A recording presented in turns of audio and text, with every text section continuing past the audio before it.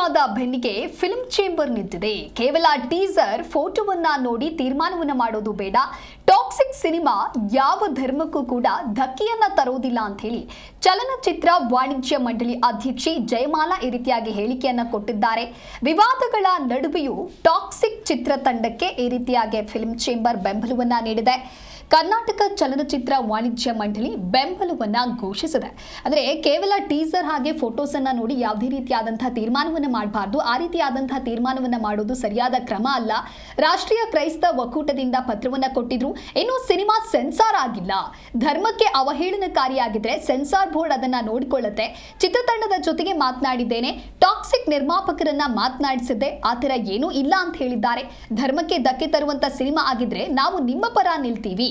Toxic cinema ಖಂಡಿತ ಧರ್ಮಕ್ಕೆ ಧಕ್ಕೆ ತರುವುದಿಲ್ಲ ಅಂತ ಹೇಳಿ ಚಲನಚಿತ್ರ ವಾಣಿಜ್ಯ ಮಂಡಳಿ ಅಧ್ಯಕ್ಷೆ ಜಯಮಾಲಾ ಈ ರೀತಿಯಾಗಿ ಹೇಳಿಕೆ ಕೊಟ್ಟಿದ್ದಾರೆ.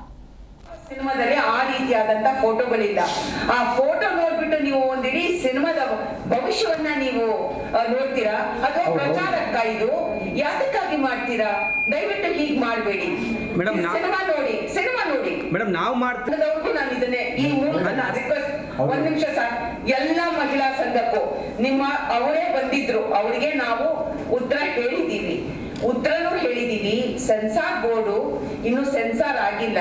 ಅವ್ರು ಸೆನ್ಸಾರ್ ಬೋರ್ಡ್ಗೆ ಹೋಗಿ ಕೊಟ್ಟಿದ್ದಾರೆ, ಪತ್ರ ಕೊಟ್ಟಿದ್ದಾರೆ, ಅವ್ರು ನೋಡ್ಕೊತಾರೆ. ಅದು ಆ ರೀತಿಯಾಗಿ ಒಂದು ಧರ್ಮವನ್ನ ಅವಹೇಳನ ಮಾಡೋದು ಅಥವಾ ಅವ್ರಿಗೇನಾದ್ರು ತೊಂದರೆ ಆಗುತ್ತೆ ಅಂದ್ರೆ ಖಂಡಿತವಾಗ್ಲೂ ಸೆನ್ಸಾರ್ ಬೋರ್ಡ್ ಅವರು ಕ್ರಮ ವಹಿಸ್ತಾರೆ.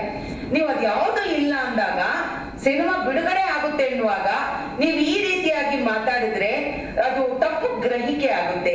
ಗ್ರಹಿಕೆಯಲ್ಲಿ ನೀವು ಇದು ಮಾಡಬೇಡಿ. ಖಂಡಿತವಾಗ್ಲೂ ನಾನು ಹೇಳ್ತೀನಿ, ಟಾಕ್ಸಿಕ್ ಅಲ್ಲಿ ಒಂದು ಧರ್ಮದ ಕುರಿತಂತೆ ಅವಹೇಳನ ಮಾಡುವಂತದ್ದಿದ್ರೆ ನಾವು ನಿಮ್ ಜೊತೆ ಸೇರ್ತೀವಿ.